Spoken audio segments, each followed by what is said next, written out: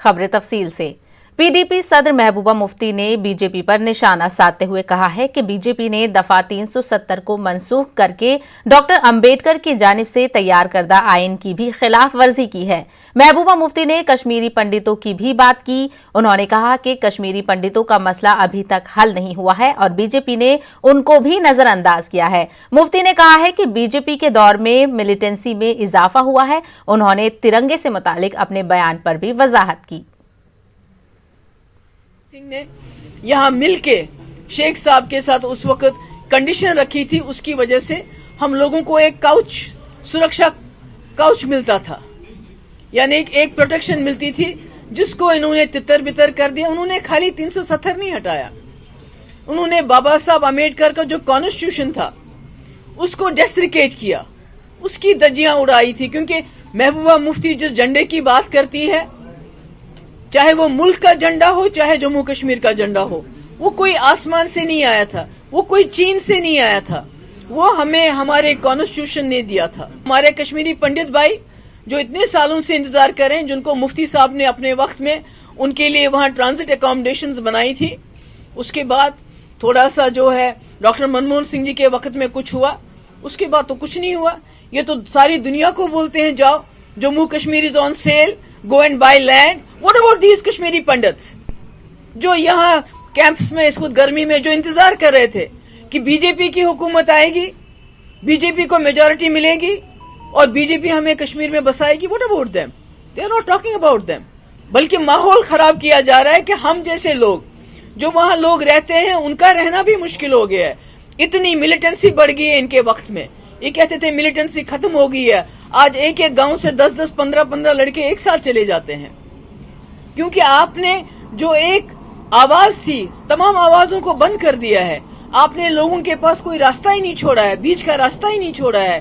लड़का सोचता है या तो मुझे जेल जाना है या बंदूक उठानी है, तो अच्छा है मैं बंदूक उठाऊं तो मैं मर जाऊं, वो ज्यादा बेहतर है जेल जाने से, क्योंकि बात नहीं करने देते आप किसी को। मेरे ख्याल में इन्होंने पुरानी करप्शन का रिकॉर्ड जो है तमाम रिकॉर्ड बीट कर दिए। जहां बीजेपी के पास पांव धरने की जगह नहीं है, आज उनके दफ्तर देखिए कितनी बड़ी बड़ी बिल्डिंग्स, ये कहां से आ गए? अरे हम तो वो लोग हैं, जम्मू कश्मीर के वो लोग हैं जिन्होंने बहुत मुश्किल हालात में जम्मू कश्मीर में, बिलखुसूस वादी कश्मीर में इस मुल्क के झंडे को खड़ा रखा। हमारे हजारों की तादाद में हमारे लोग शहीद किए गए। फ्रांस में गुस्ताखाना खाके की अशात के बाद भोपाल एमएलए आरिफ मसूद के जरिए किए गए एहतजाज को लेकर मध्य प्रदेश में सियासत जारी है। इसी दौरान कांग्रेस के 3 लीडरों को गिरफ्तार कर लिया गया है। इकराम, अब्दुल रहीम और नईम की गिरफ्तारी हुई है। आईपीसी की दफा 153 के तहत इन तीनों की गिरफ्तारी हुई है। आरिफ मसूद समेत 7 अफराद के खिलाफ मामला दर्ज किया गया था।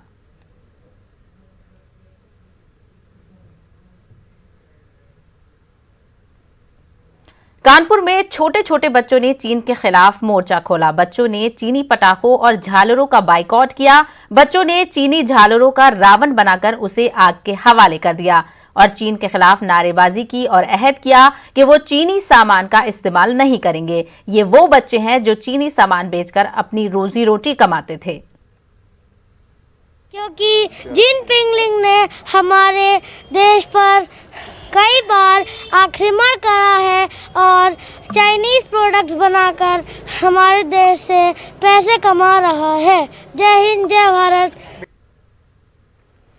वोटों की गिनती को लेकर सियासी पार्टियों की नजर लगातार स्ट्रांग रूम पर बनी हुई है। पटना के एनएन कॉलेज में भी सियासी जमातों के एजेंट डटे हुए हैं। वहीं उनके लिए इलेक्शन कमीशन की जानिब से भी इंतजामात किए गए हैं। यहां से वो स्ट्रांग रूम के अंदर की तस्वीरें भी सीसीटीवी में देख सकते हैं। ईवीएम की निगरानी में जुटे सियासी जमातों के एजेंट से बात की हमारे पटना के नुमाइंदे साकेत कुमार ने। बिहार विधानसभा चुनाव के नतीजे कल आएंगे, लेकिन उससे पहले जो स्ट्रांग रूम बनाए गए हैं उसकी निगहबानी यहाँ तो सीसीटीवी फुटेज से हो ही रही है। साथ ही साथ सभी पार्टियों के जो एजेंट हैं वो यहाँ पर मौजूद है, दिन रात यहाँ पर रह रहे हैं। आप देखिए यहाँ पर 3 दल के एजेंट अभी मौजूद हैं। इन्हें अंदर बिठाया गया है। बाकायदा इन लोगों के लिए सीसीटीवी कैमरेज जो लगे हैं उसका आउटपुट दिया गया है, यानी स्क्रीन पर ये स्ट्रांग रूम में हो रही गतिविधि पर नजर रख रहे हैं। दिन रात यहाँ पर ये लोग मौजूद रह रहे हैं। सभी पार्टियों के ये लोग एजेंट हैं। हम एक बार बात करते हैं, आप किस पार्टी से हैं? हम आरजेडी से हैं। आरजेडी के एजेंट हैं जी। तो क्या आप लोगों को यहाँ पर जो व्यवस्था दी गई है उससे संतुष्ट हैं आप लोग? बिल्कुल संतुष्ट हैं, और जो भावना नजर आ रही है सरकार के प्रति, जो अपेक्षित पदाधिकारी हैं चुनाव आयोग के द्वारा, वो बिल्कुल निष्पक्षता से हम लोग, आज ये 9वां 10वां दिन होने का होगा कल, तो आज हम लोग 10 दिन बीत गया, 24 घंटा कोई न कोई यहाँ पे रहता है अपना जो एक दूसरे के बाद, लेकिन पारदर्शिता साक्ष्य है, इसमें कहीं कोई दिक्कत नहीं है। आप किस पार्टी से? लोक सेवा दल। लोक सेवा दल से हैं। यहाँ जो व्यवस्था है उससे तो संतुष्ट हैं आप लोग? हाँ, हम लोग तो संतुष्ट हैं सरकार की व्यवस्था से। पहले से हम लोग को शक था कि किस तरह की धांधली होगी, इसलिए हम लोग पहले से यहाँ डेरा दिए हुए थे। सीसीटीवी कैमरे के तहत उसको फुटेज को देखकर हम लोग 24 घंटा निगरानी में रहते हैं। हम लोग जगह रहते हैं रात दिन? हाँ, जगह रहते हैं। कितने आदमी आप लोग हैं? एक पार्टी से 2-2 आदमी हैं। 2-2 आदमी। तो एक दिन में रहते हैं, एक रात में रहते हैं। कंटिन्यू आप लोग, आप किस दल से हैं? भाकपा माले। भाकपा माले से हैं। तो आप लोग रात दिन जग के नजर रख रहे हैं सीसीटीवी फुटेज पे? हाँ, जग कर रख रहे हैं। अच्छा, कोई तरह की कोई परेशानी तो नहीं? कोई परेशानी नहीं है, हम लोग को भरोसा है चुनाव आयोग को, हमारे बीएसएफ के जवानों पर भरोसा है कि हमारे साथ मुस्तैदी से हैं, जैसे गलत नहीं होगा। कोई गलत नहीं होगा। ये लोग संतुष्ट है जिस तरह से चुनाव आयोग ने पूरी व्यवस्था की है उसे लेकर। कैमरामैन आशीष के साथ साकेत कुमार, न्यूज़ 18 पटना। वहीं बिहार के छपरा में भी काउंटिंग सेंटर पर तैयारियां पूरी कर ली गई हैं। जयप्रकाश नारायण इंजीनियरिंग कॉलेज में काउंटिंग सेंटर बनाया गया है, जहां कल 10 असेंबली हलकों के 146 उम्मीदवारों की किस्मत का फैसला होगा। काउंटिंग सेंटर का जायजा लिया हमारे नुमाइंदे संतोष ने। छपरा में मतगणना शुरू होने में अब कुछ ही घंटे से बचे हैं और लोगों की सांसें थमती नजर आ रही है, क्योंकि कल सुबह जब मतगणना शुरू होगा तो यहाँ 144 प्रत्याशियों के भाग्य का फैसला होगा। कुल 10 विधानसभा क्षेत्र के ये 144 प्रत्याशी जिनके भाग्य का फैसला होना है। हम अभी दिखाना चाहेंगे, हम खड़े हैं काउंटिंग सेंटर जो जयप्रकाश नारायण इंजीनियरिंग कॉलेज में बनाया गया है। वही काउंटिंग सेंटर जहाँ देख सकते हैं फिलहाल सुरक्षाकर्मी मौजूद है, हालांकि अभी तैयारियाँ चल रही है। शाम तक यहाँ पूरी व्यवस्थाएँ चाक चौबंद कर ली जाएगी। ये जो व्यवस्था है ये बनाई गई, यहाँ पे इंटरनेट ब्रॉडबैंड की व्यवस्था की गई है, चूँकि पहले जो सूचनाएँ आएगी वो यहीं पर आएगी। मीडिया के लोगों की बैठने की व्यवस्था यहीं पे की गई है। ईवीएम की निगरानी है हम लोगों का, बिल्कुल उसकी सुरक्षा के लिए अंदर सीआईएसएफ, अंदर में सीआईएसएफ है, बाहर में हम लोग जिला पुलिस के लोग हैं। अभी तो फिलहाल स्थिति पूरी तरह से बिल्कुल सुरक्षा यहाँ दिख रहा है, परिंदा भी पर नहीं मार रहा है, बिल्कुल कुछ तो बहुत अच्छी सुरक्षा व्यवस्था यहाँ पे है। कल सुबह से क्या व्यवस्थाएं रहेंगी यहाँ? तो अधिकारी अब आना शुरू होंगे, विशेष नहीं बताएंगे जी। देख सकते हैं कि तमाम व्यवस्थाएं चाक चौबंद कर दी गई है और कुछ देर बाद जब यहाँ पे वरीय अधिकारी आना, चूँकि कल सुबह से ये काउंटिंग का काम शुरू हो जाएगा और परिणाम आने जब शुरू होंगे तो यहाँ पे काफ़ी रौनक दिखेगी, क्योंकि सबकी नज़रें अब चुनाव के बाद मतगणना केंद्र पर आकर टिक गई है। और जयप्रकाश नारायण इंजीनियरिंग कॉलेज जो छपरा के इंजीनियरिंग कॉलेज में जो बनाया गया है ये काउंटिंग सेंटर, उस पर तमाम तरह की सुरक्षा व्यवस्थाएं कर दी गई है। Santosh Gupta, news 18 Chhapra. Corona vaccine आ जाने की सूरत में आज़मीन हज को वैक्सीन दी जाएगी, लेकिन कोरोना टेस्ट कराना लाजमी है। इन ख्यालात का इजहार किया मरकजी वजीर मुख्तार अब्बास नकवी ने न्यूज़ 18 से खास बातचीत करते हुए। उन्होंने कहा कि हज 2021 सऊदी हुकूमत के रहनुमा खतूत पर मुनहसर होगा। बिल्कुल, मैं आपके प्रोग्राम के ज़रिए, मैं उर्दू के ज़रिए बताना चाहता हूँ कि हमने टेंटेटिव, हमें कितनी वैक्सीन आज़मीन हज के लिए चाहिए उसका लिख करके हमने हेल्थ मिनिस्ट्री को दे दिया है। और वो वैक्सीन, कोरोना की वैक्सीन अब जब भी आए, अगर वो हज से पहले आ गई तो इंशाल्लाह सभी जो आज़मीन हज हैं उनको वैक्सीन का हम इंतज़ाम करेंगे। लेकिन अगर नहीं आई तब तक तो सभी को कोरोना टेस्ट कराना पड़ेगा, क्योंकि सऊदी अरब की गाइडलाइन है कि 72 घंटे पहले कोरोना जो है वो अगर निगेटिव होगा तभी आप सऊदी अरब की ज़मीन पर अपने पैर रख सकते हैं। तो वो तमाम चीज़ें जो उनकी गाइडलाइन है उसको हम मानेंगे, मानना भी चाहिए। क्या आप जानते हैं कि गंगा में 80% पानी हिमालय के सैकड़ों कुदरती चश्मों से आता है? तसव्वुर कीजिए कि अगर हम इस 80% पानी को निकाल दें तो बाकी 20% पानी में 4% गंदगी है, जिसका मतलब यह है कि नदी का पानी पूरी तरह से नाकाबिले इस्तेमाल हो जाएगा। और इस पर सितम ज़रीफ़ी ये है कि ये चश्मे गैर माहौल दोस्त तरक्याती सरगर्मियों की वजह से मर रहे हैं। अगर इन पहाड़ों में रहने वाले लोग इन चश्मों की हिफाजत नहीं कर रहे होते तो हमारा मुस्तकबिल तारीक हो जाता।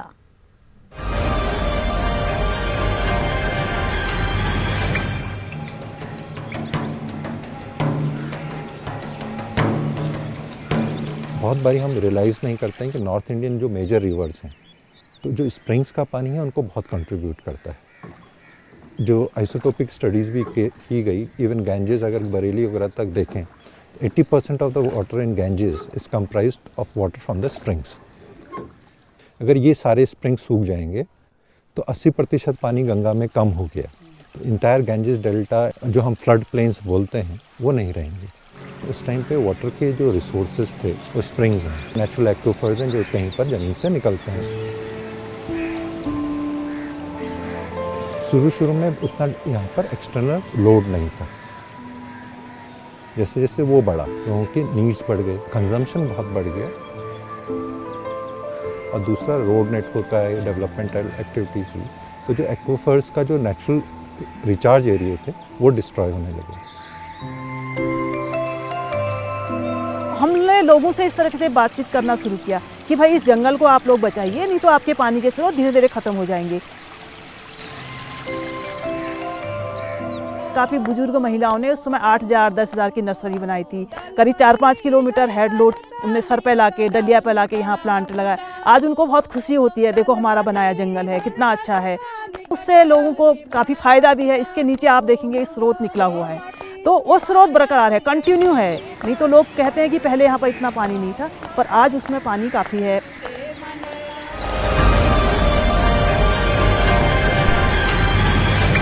खैर मकदम है। वज़ीर-ए-आज़म नरेंद्र मोदी ने वाराणसी में 614 करोड़ रुपए की लागत के तरक्याती प्रोजेक्टों का इफ्तिताह किया। इफ्तिताह के बाद पीएम ने वीडियो कॉन्फ्रेंसिंग के जरिए लोगों से खिताब किया, जिसमें पीएम मोदी ने लोगों को दिवाली की मुबारकबाद के साथ साथ लोकल सामान का इस्तेमाल करने की अपील की। पीएम ने कहा कि दिवाली में लोकल फॉर वोकल को फरोग दें। आजकल आप देख रहे हैं लोकल के लिए वोकल, वोकल फॉर लोकल, इसके साथ ही लोकल फॉर दिवाली, इसके मंत्र को, इसकी गूंज चारों तरफ अब सुनाई देने लगी है। मेरा बनारस के लोगों से भी और देशवासियों से भी मेरा कहना है, लोकल फॉर दिवाली को खूब प्रमोट करें, खूब प्रचार करें। हर एक व्यक्ति जब गर्व के साथ लोकल सामान खरीदेगा, लोकल की चर्चा करेगा, लोकल प्रोडक्ट का गौरव करेगा, नए नए लोगों तक ये बात पहुंचाएगा कि हमारे लोकल प्रोडक्ट कितने अच्छे हैं, कितने शानदार हैं, किस तरह हमारी पहचान है, तो ये बातें दूर दूर तक जाएगी। इससे स्थानीय पहचान तो मजबूत होगी ही, जो लोग इन सामानों को बनाते हैं उनकी दिवाली भी और रोशन हो जाएगी। इसलिए मैं देशवासियों को दिवाली की पूर्व बार बार आग्रह करता हूं कि हम लोकल के लिए आग्रही बने। सर्दी बढ़ने के साथ साथ ही फिजाई आलूदगी भी बढ़ने लगी है। पटना के नुमाइंदे रवि एस नारायण ने पटना की एयर क्वालिटी का जायजा लिया। एक बार फिर से वायु प्रदूषण का जो स्तर है वो खराब होना शुरू हो गया है। ये जरा देखिए आंकड़े, अगर बात करें तो इस आंकड़े के अनुसार जो है वो लगभग एयर क्वालिटी इंडेक्स जो है वो 250 के पार चला गया है और PM 2.5 जो है वो 88.78% है। अब ज़रा सोचिए कि जिस ढंग से पटना में दीपावली से ठीक पहले ये वायु प्रदूषण का जो स्तर है वो बढ़ा है, ये चिंता का विषय यहाँ पे देख सकते हैं। और सबसे बड़ी बात है कि लॉकडाउन के बाद ये स्तर जो है 250 के पार एयर क्वालिटी इंडेक्स पहली बार पहुंचा है। हम लोगों ने देखा था कि जो लॉकडाउन था उस समय ये आंकड़ा 50 से 55 और 60 के बीच हुआ करता था, लेकिन आज ये आंकड़ा 250 के पार पहुंच गया है। और जो वातावरण में जो धुंध है वो बढ़ गई है, आपको दिखाते हैं। और साथ साथ जो महीन धूलकण है उसकी भी जो संख्या है वो पार कर गई है। तो ये एक पटना के वातावरण में आप देख सकते हैं कि वायु प्रदूषण का जो स्तर है वो काफ़ी तेज़ी से बिगड़ा है। और अभी आने वाले जो दीपावली है उसे लेकर के वायु प्रदूषण डिपार्टमेंट की जो चिंताएं हैं वो बढ़ गई है। ज़रूरत इस बात की है कि दीपावली में भी जो है पटाखे लोग कम जलाएं और ताकि वायु प्रदूषण से बचा जा सके। कैमरा पर्सन अजय दुबे के साथ रवि एस नारायण, न्यूज़ 18 पटना। मध्य प्रदेश में गुलाबी ठंडक के दस्तक के साथ साथ कोरोना मरीजों की तादाद में भी इजाफा शुरू हो गया है। पिछले 24 घंटे में रियासत में कोरोना के 891 मामले दर्ज किए गए हैं। पिछले 24 घंटे में कोरोना के 11 मरीजों की मौत हुई है, जबकि 24 घंटे में कोरोना के 688 मरीज डिस्चार्ज हुए हैं। मध्य प्रदेश में कोरोना मरीजों की तादाद बढ़कर 1,77,359 हो गई है। 1,66,403 कोरोना मरीज अब तक सेहतयाब हो चुके हैं। 3,028 कोरोना मरीजों की अब तक मौत हो चुकी है। मध्य प्रदेश में कोरोना के 7,928 मरीजों का इलाज अभी भी जारी है। कर्नाटक में मुबैना वक्फ घोटाले पर बीजेपी लीडर अनवर मानपाड़ी की रिपोर्ट को तनकीद का निशाना बनाया जा रहा है। अंजुमन-ए-इस्लाम के केजीएफ के सदर गनी अहमद अनवर ने कहा है कि अनवर मानपाड़ी मुसलमानों में फूट डाल रहे हैं, मुस्लिम लीडरों को निशाना बनाकर सस्ती शोहरत हासिल करना चाहते हैं। गनी मोहम्मद अनवर ने कहा है कि रियासत की एक अजीम शख्सियत मरहूम अजीज सेठ, जिन्होंने किराए के मकान में अपनी जिंदगी गुजारी, उन पर भी अनवर मानपाड़ी ने तोहमत लगाई है। जीएम अनवर ने कहा है कि अनवर मानपाड़ी की रिपोर्ट में वक्फ की जमीनों पर सरकारी कब्जों का जिक्र क्यों नहीं है। ये अनवर मानपाड़ी साहब ये चीज़ में किस तरह हल हो सकता है वो सोचना है। ये कौम में बाहर जाहिर कर कर ना इत्तफाक़ी पैदा कर कर कौम की प्रॉपर्टी पूरे हिस्सों भी गंवा लेती है। वो शुरू भी किए थे, अभी नया नहीं, वो पहले से भी वही कर रहे हैं। बीजेपी वालों का काम ही यही है ना, मुस्लिम लीडरों के सिवा दूसरा किसी दिखाई नहीं देते। उन्होंने मुस्लिम लीडर के ऊपर ज़्यादा नज़र उन्होंने कौम के बहुत काम किए, समझ गए आप। ये अल्लाह जजीज सेठ साहब मरहूम के ऊपर भी उन्होंने कहा, अल्लाह खुदा तुझे किसी तूफान से आशना कर दे कि तेरे बहर की मौजों में इज़्तिराब नहीं। शायर मशरिक अल्लामा इकबाल का आज यौम पैदाइश है। अल्लामा इकबाल का शुमार 20वीं सदी के मुमताज़ शायर, मुसन्निफ, माहिर कानून और फ़लसफ़ी के तौर पर होता है। अल्लामा इकबाल उर्दू और फ़ारसी दोनों ज़बानों में बेहतरीन शायरी करते थे। अल्लामा इकबाल ने अपनी शायरी से सोए हुए जहनों को जगाया और खुदी का फ़लसफ़ा पेश किया। आज के दिन को यौम उर्दू के तौर पर मनाया जा रहा है।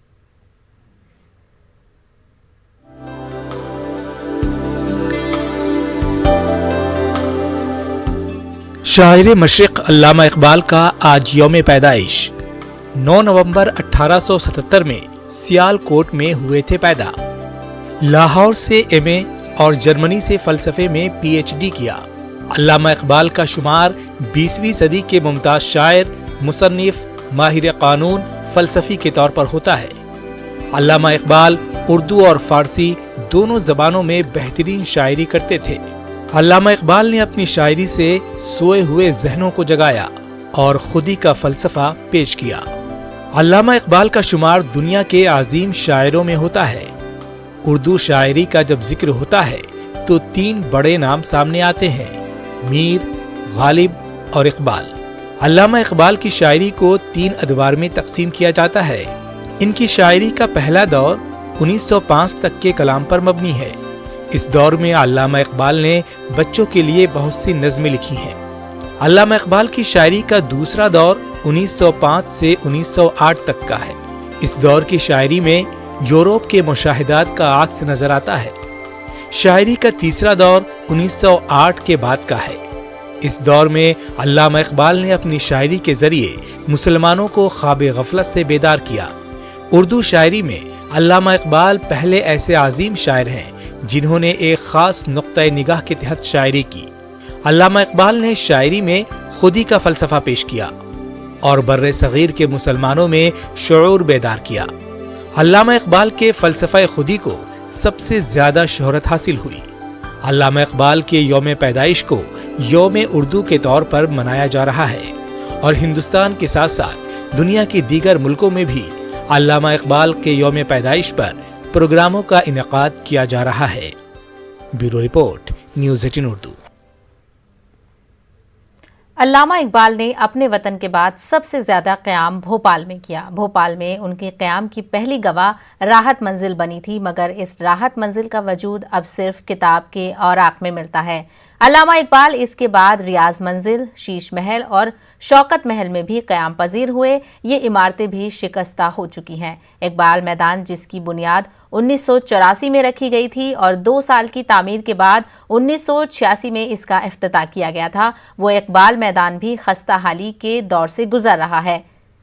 मीनारा शाहीन और इकबाल मैदान में कुंदा किए गए इकबाल के आशार भी अपना वजूद खोते जा रहे हैं, लेकिन किसी को ये फुर्सत नहीं है कि इसकी जानिब देखें।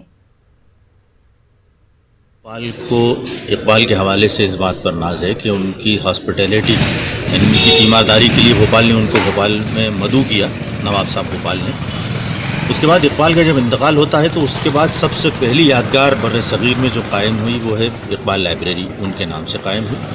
और ये किसी सरकार ने कायम नहीं की, बल्कि अवामी लोगों ने, उनके आशिकान इकबाल ने उनके याद में वो लाइब्रेरी कायम की, जो कि आज भी कायम है। दूसरी बात ये कि उर्दू अदब का सबसे बड़ा अवार्ड जो पहले 1.25 लाख का शुरू हुआ था, बाद में 2 लाख का हो गया। अल्लामा इकबाल का भोपाल से कई मानों में ताल्लुक़ है, सियासी ताल्लुक़ भी है, उनकी सेहत का ताल्लुक़ भी रहा है, उनको वजीफ़ा भी यहाँ से दिया गया है। वो जिन जिन इमारत में रहे यहाँ पर, उनकी एक तारीख़ी हैसियत बन गई है, एक ऐसी तारीख़ी हैसियत जिसको फरामोश नहीं किया जाना चाहिए, लेकिन वो फरामोश की जा रही है। हुकूमत भी और अवाम भी दोनों की मुजरिमाना गफलत से ख़त्म होती जा रही है। शादी की जब बात आती है तो रक़ा कैसा हो, रक़े का डिज़ाइन कैसा हो, रक़े में क्या क्या मालूमात हो, इस पर तकरीबन हर घर में खूब राय मशवरे होते हैं। शहर गुलिस्तान बेंगलुरु के एक घर में शादी के दावतनामे को गुलदस्ता अक़ीदत में तब्दील किया गया है। मारूफ समाजी कारकुन अल्लाह बख्श आमिर ने की ये मुनफरिद कोशिश हर किसी की तवज्जो का मरकज़ बनी हुई है।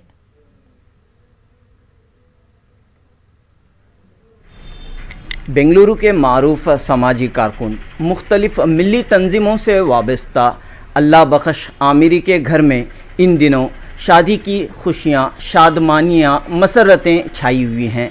इन्होंने अपने फ़र्जंद अर्जुमंद की शादी के लिए एक नायाब और मुनफरिद अंदाज में रुक़ा शाया किया है। ये रुक़ा गुलदस्ता अक़ीदत है। चलिए इस ख़ास रुक़े के बारे में हम जानते हैं अल्लाह बख्श आमिरी साहब से। बताइए सर। सबसे पहले हमारे बड़े फर्जन की शादी में जो है, शादी के मौके पर ख़याल आया एक अच्छा सा रखा बनाया जाए। मैंने जाकर रखों की दुकानों पे देखा, बड़े से बड़े रखे मौजूद थे वहाँ, मगर मैं सोचा कितना भी बड़ा रखा लें, लोग देखेंगे इसको, लोग देखेंगे, पढ़कर जो है फिर उसको कहीं फेंक देंगे, उससे तो कुछ हासिल होगा नहीं। कीमती से कीमती लेकर भी बेकार बस पढ़ेंगे, फेंक देंगे। क्यों ना हम ऐसी चीज़ बनाएंगे, लोग पढ़कर उसको हिफाजत से रखें और उससे जो कुछ फ़ायदा उठाएं। कुछ ऐसा ख्याल आया। मज़ीद ताज़ा खबरों के लिए आप लॉगिन कर सकते हैं हमारी वेबसाइट news18urdu.com पर। खबरों में फ़िलहाल इतना ही।